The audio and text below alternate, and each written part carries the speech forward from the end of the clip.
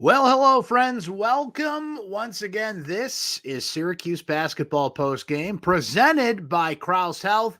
We're live here on Twitter. We're live on Facebook. We're live on YouTube to talk about a 75-72 victory by Syracuse over NC State. Happy Valentine's Day, everybody.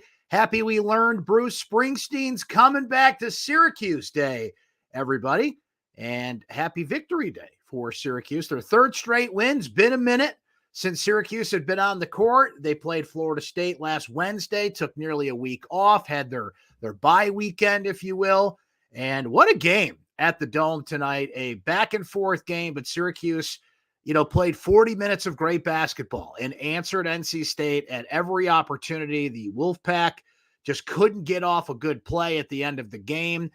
5 Syracuse players in double figures. Jesse Edwards leading the way with 18 points and 16 rebounds. That's his 11th double-double of the year. And Syracuse has itself a win to improve to 16-10 and 9-6 in ACC play. And as Dale says right there, free throws matter. A beautiful thing. 16 of 17 at the free throw line for the Orange today. The most beautiful thing you could you want to serenade me on Valentine's Day? Tell me that they went 16 of 17 at the free throw line. Be still my heart in that case. So welcome aboard. Your comments certainly welcome here as Tony notes finally close out a close game. Just a simple phew from Chris. Free throws do matter, Jeff. Absolutely crucial in this game. Mintz was great. Jesse was great. You guys know it. Free throws matter. How about this? Matt notes it here. Jesse Edwards for 3. More a great free throw comments here. Dale loves the 3 as well. Lori says a great win. What a game from Tawan. Catherine, same thing. Joe Girard from Joan. Brian noting here a great stretch. A shame they couldn't close the deal on some of these other big games.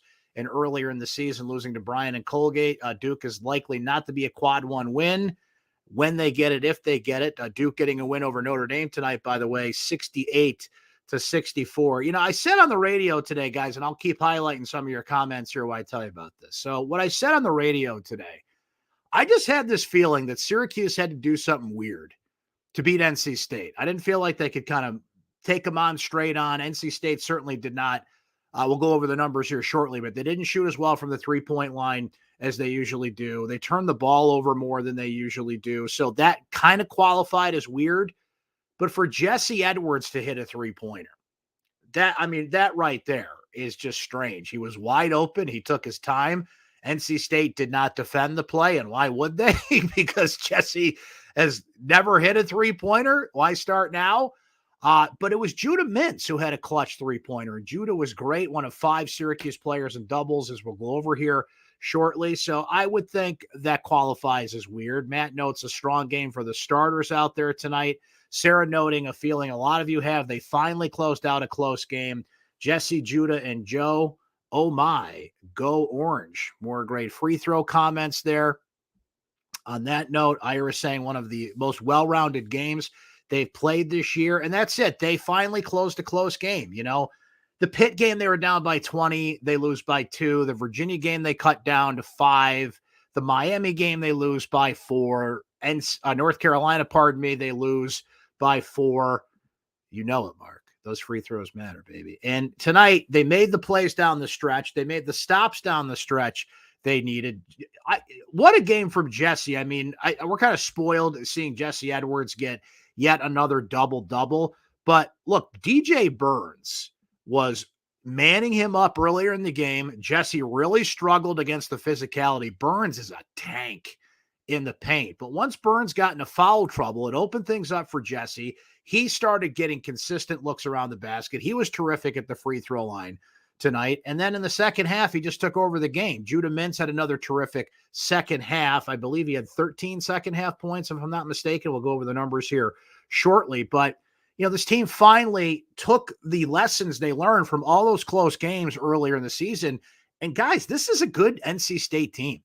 Their 6 losses this year were all to great teams. Kansas, they lost what you consider a rivalry game to North Carolina. They lost to Miami. They lost to Pitt. They lost to the top teams in the league. This was their first, loss that I mean, no offense to Syracuse, but they're below them in the standings that you could say to a lesser team, if you will, for lack of a better term. So that's a great win for Syracuse. It's a signature win they've been looking for all year. And it's a great start to this 4-game stretch. NC State, Duke on Saturday, Clemson and Pitt to follow. These are all teams that Syracuse is going to have to beat once or twice at the very least if they're going to expect to make a run in the ACC tournament, which is still their only hope at this point to get into the NCAA tournament, right? So they proved before tonight that they could hang in those games, but couldn't close the deal. Tonight, they finally closed a game, right? Ryan, I'm wondering about this myself. What happened between Jim Boeheim and Kevin Keatts, the NC State coach? Keatts was in a bad mood. There was a long exchange in the post-game handshake between those two. I don't know quite what was going on there. I'm sure Jim and Kevin will be asked about it at the post-game press conference. I haven't seen anything to this point about it. Jim was just basically laughing at him the whole time in his true Jim Boeheim way. So I'm curious what he was upset about. I mean, you lost a game, bro. You couldn't, get a playoff at the end. I don't know if there was something we missed in terms of officiating or something, but I don't know. By the way, Kevin Keatts, the dude was on the court. He was pulling a Buzz Williams half the night anyway, basically acting as the sixth defender for NC State. So I don't know what that dude's complaining about when he was on the darn court the whole time.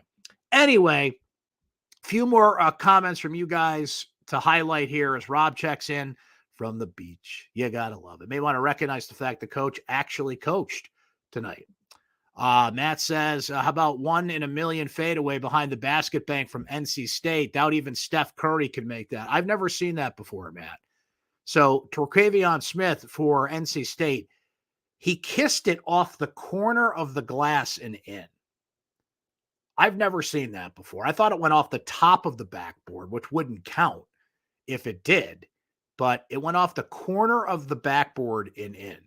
He was shooting from the corner. Like, he has literally no angle on that shot and somehow bounced in. The physics just don't add up on that, but it did in that shot. If you gave Steph Curry 50 shots to do that, I don't know if he could do it. It was really, really weird. Okay.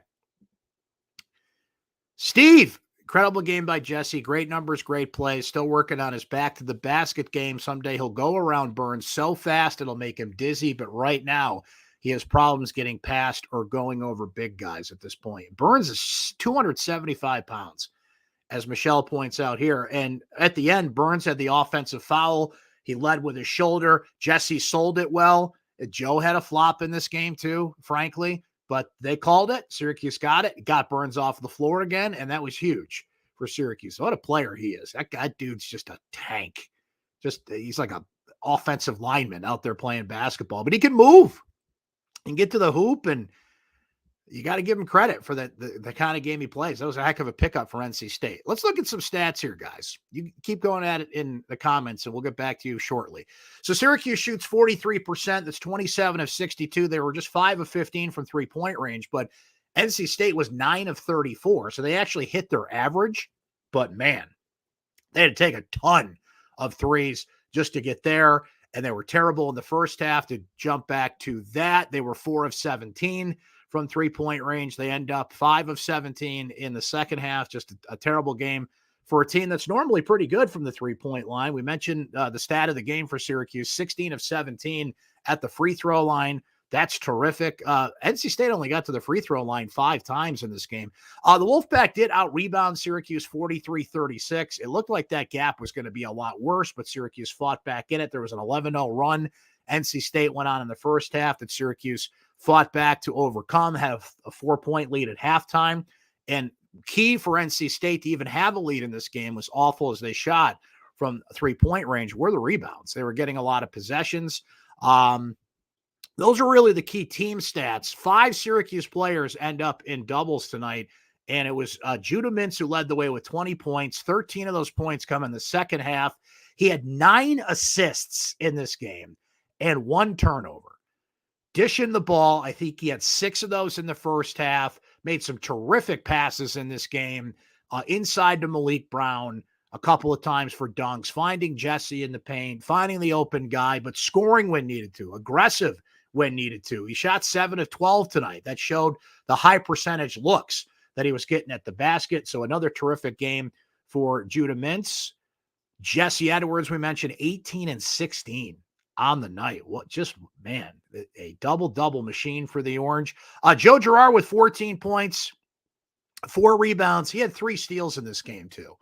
Love the defense that he played. Took a shot to the face a couple of times in the second half. Like I mentioned, the second contact, he flopped and got away with it. But, hey, you know, they don't see everything, I guess. So Joe follows up a 26-point effort in the Florida State game with 14 tonight. Chris Bell with 11 points, 3 rebounds. Malik Brown, 10.6 rebounds. So it was all the starters.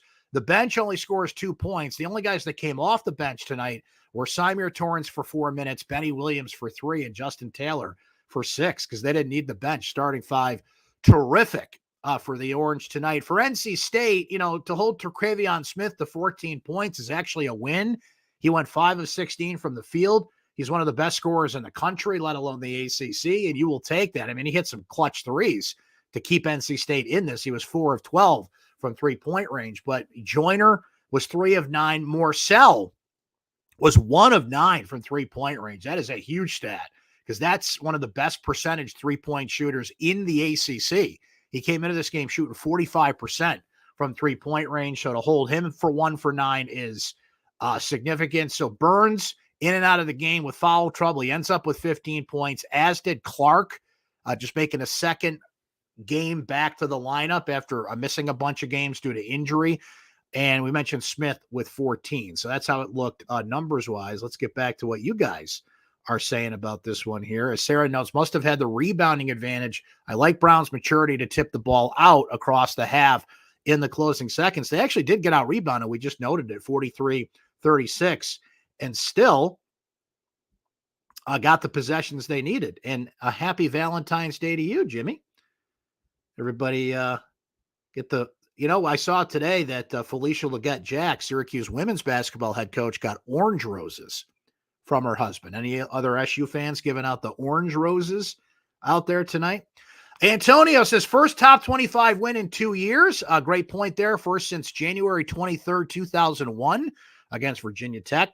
The zone was no good as it created mismatches that were not in our favor. We won in spite of it, not because of it. Yeah, NC State missed a bunch of open looks in this game. No question about that. Only Larry Bird could make those kind of shots. The 3-point off the glass from the corner. Good point there from John.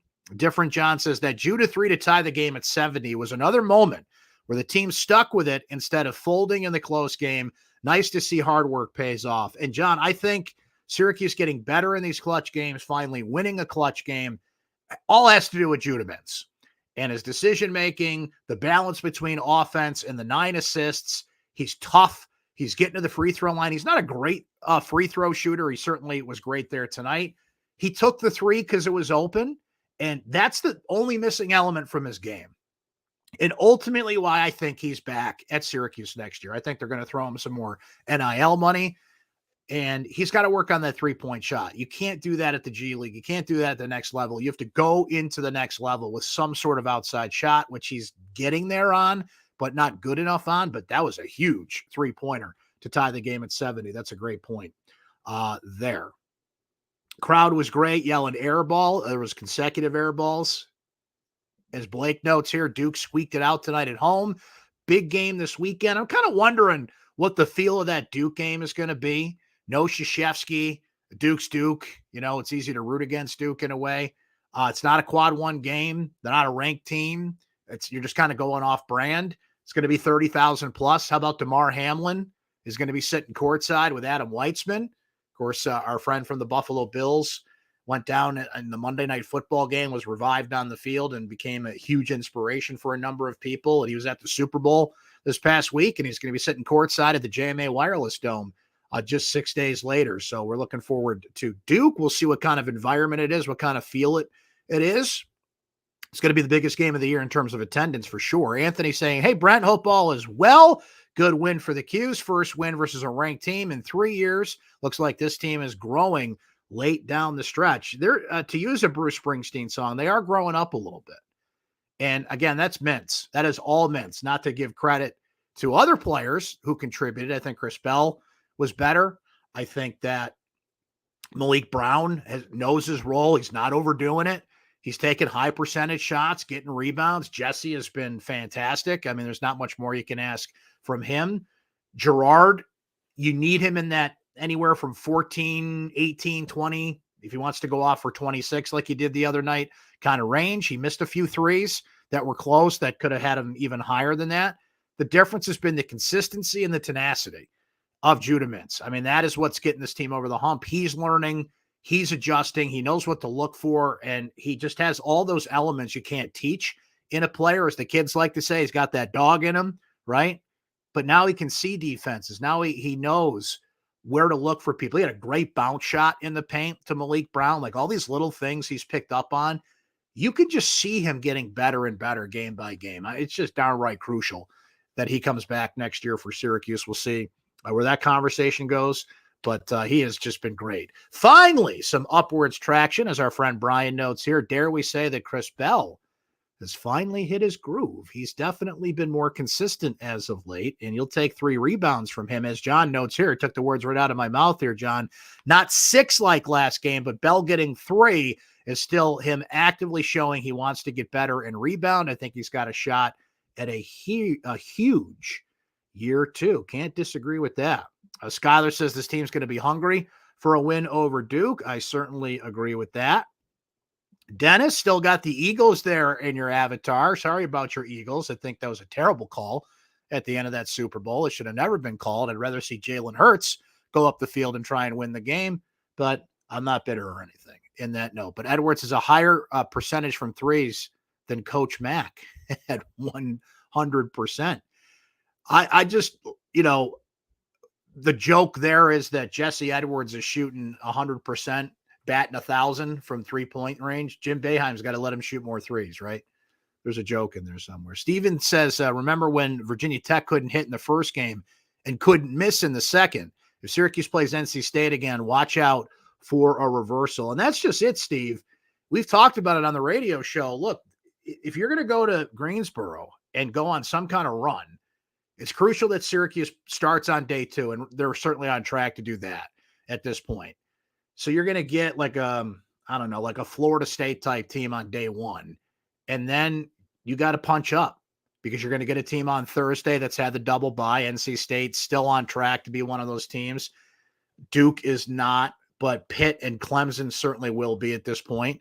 And you got to win 3 of those in a row to win the ACC tournament. Virginia Tech did it last year. It's possible. And if this Syracuse team keeps growing, keeps gaining confidence, can keep, throwing punches against good teams. Look, weirder things have happened. I'm not going to predict it. It's a little too late. We're talking on Valentine's Day. This is the first significant win of the year for this team, but there's still, 5 games to go in the ACC tournament. And you just can't close the door on this team until there's reason to. And right now you can't.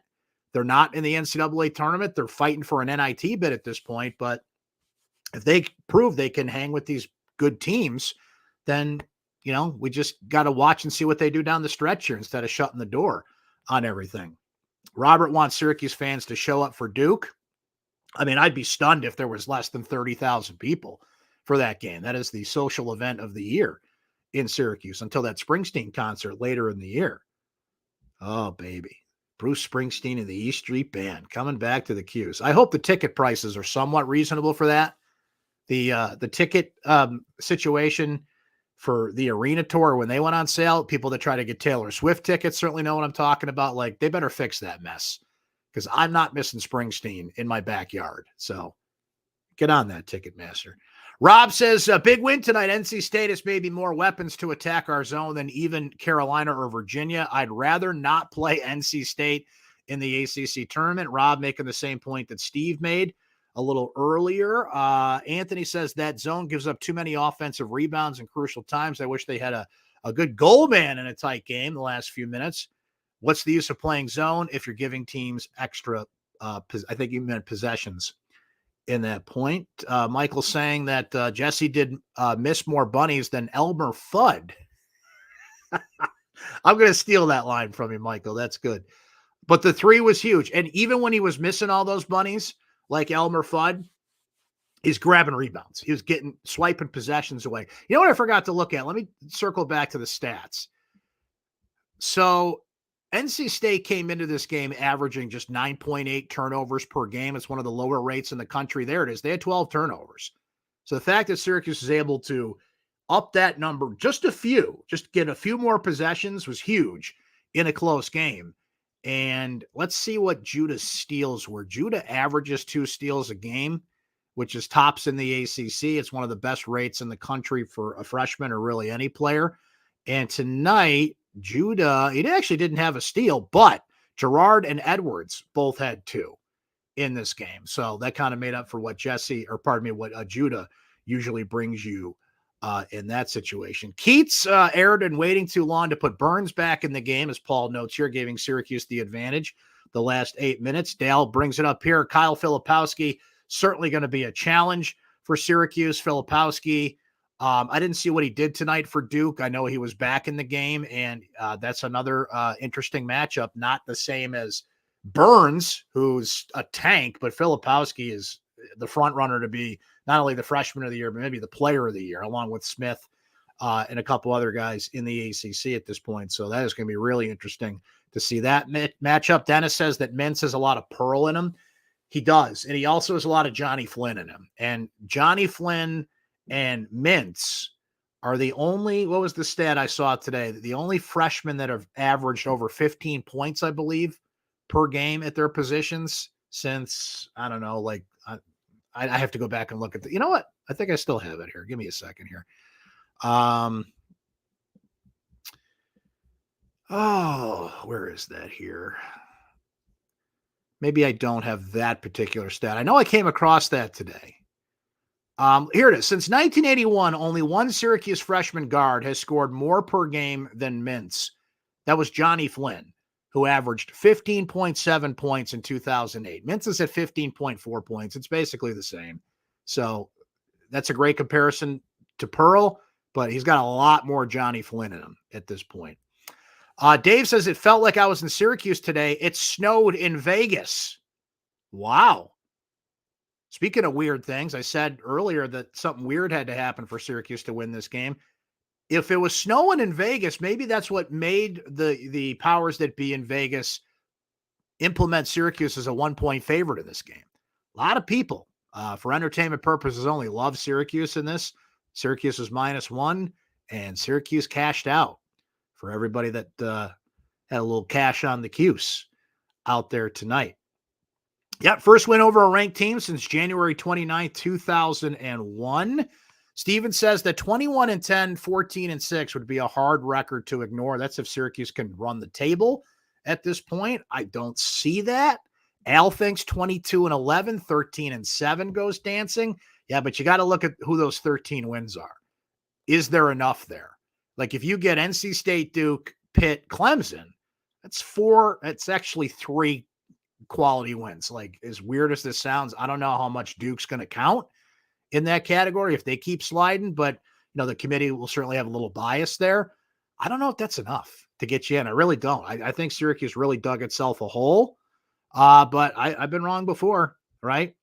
They're certainly going to make it interesting if they keep playing like this, keep improving, and keep punching these teams in the nose a little bit here.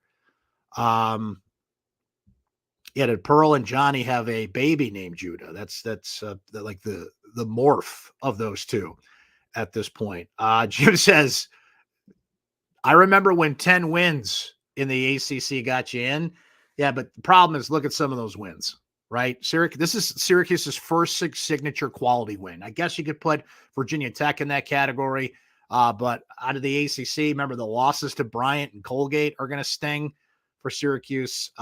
Weirder things have happened. You never, ever count out Syracuse in a certain way, but I don't think they have the resume yet. But if they win out and add a couple in the ACC tournament, that is hard to ignore.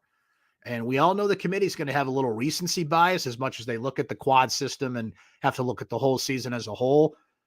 They're human and they have recency bias. And if Syracuse becomes one of the hotter teams in the country, then that's hard to ignore, right? It's a good win. This is a good win for Syracuse. They had plenty of other opportunities to get that, just couldn't quite get there as a young team kind of tried to find itself here. Now that Judah Mintz is really, I almost think we can officially anoint him a sophomore now, right? I almost feel like you can't even call him a freshman anymore.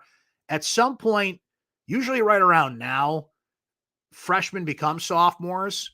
I don't think Chris Bell's quite made that bridge yet. I don't think that Malik Brown's quite gotten there yet, although he's been pretty consistent.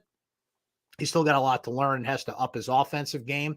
Judah Mintz clearly has. Like, if you just drop in on a Syracuse game and watch Judah Mintz play, you're going to look at that and say, he's a freshman. Like, he's still kind of got that boyish look to him. He still looks young. He's certainly got to get a little bigger, but just judging on his play, who's going to watch him and say that's a freshman, right? That's the involvement in his game. As Joe notes here, Judah a natural too. Kadari would have been the point guard. Would have been dangerous. Yeah, that's a big what if at this point. Al says last 10 games often cited by the committee. 9-1, not bad. Road wins are typically impressive to the committee. Another good point there. Has Syracuse ever not been on the bubble in the last decade? Yes, is the answer to that question. In 2019, when Syracuse got into the tournament and played Baylor, they lost to Baylor. They were not a bubble team. They actually got in comfortably as I want to say a 9 seed that year. I get what you're saying there, David, but the answer is actually yes. They have not been a bubble team, but that it feels like that's the only time they haven't been a bubble team, right? A few more from you guys here. Let's see. Who in the league draws more fouls than Judah? I bet no one else at the guard position, and that's something he's really improved on and needs to keep improving on is at the free throw line. I'd have to check on that because I'm sure there's a couple guys that do it more than him, but he's getting a lot better at it. He's not afraid to go in the paint. He's not afraid to look for those shots, kick it out, or now he knows how to draw fouls. Like there was the one time he got to the free throw line late in this game, the shot clock's winding down. So instead of like finding an open teammate, he drove into the paint knowing two things could happen. He'll get a high percentage look. Actually, it could be 3. He'll get a high percentage look. He'll get fouled or he'll get blocked, right? And he made the right choice in that instance because he got fouled and he made the free throws. And it was significant for Syracuse. John wants to know what my gut is on Joe and Jesse using the COVID year of eligibility. I don't think both. I really don't. I think that one or the other is going to use it, right? I'd be hard-pressed to say which one comes back, which one doesn't. I'd probably guess if I had to, Joe comes back, Jesse doesn't. Jesse's not appearing on a lot of mock drafts right now, but, I mean, he just may want to go home to the Netherlands, may want to go play professional basketball somewhere. But, man, if this team keeps showing something here and they get together at the end of the year and Judah says he's coming back and you can convince Joe and Jesse to come back with all the players another year older. They don't have any recruits right now in the class of 2023. It's essentially the same team, but you would certainly add another transfer or two. Can you convince JJ Starling to come back? How about that story, by the way? I totally missed this until today, that Jeff Goodman, college basketball reporter and insider, talked to Mike Bray, and Mike Bray says he still wants to coach, but he's not going to coach at Notre Dame, but says he still wants to coach. Where'd that come from? You know, that was a short retirement, right? All this talk about retirement and Jim Boeheim and Mike Bray was retired for all of a month. And now he's like, nah, I still want to coach, but certainly wants out at Notre Dame, it appears at this point. But thank you, Robert. Appreciate that, sir. Enjoy paradise in Florida. It's been beautiful up here in central New York this week. Got to say, blue skies in the upper 40s, low 50s, which you'll take for Valentine's Day. I remember plenty of Valentine's Days when it was frigid around here. So we'll take the sunshine while it lasts up here at this point. Steven says Jesse needs another year more than Joe. Joe won't get better. Jesse will. Yeah, you come back, Joe, just maybe his numbers improve a little bit, but as a player, I don't think there's much more of a ceiling for him to reach. You brought it up earlier, Stephen, with what Jesse's got to work on, get bigger, get around those guys that you're going to see like Burns. You don't see a lot of guys like Burns, but even just bigger players in the game. And I feel like there's some vast improvement that can be made there. And why not take advantage of it, right? So really interesting. conversations to be had. But, this season's not over yet. This team's got some interesting games upcoming.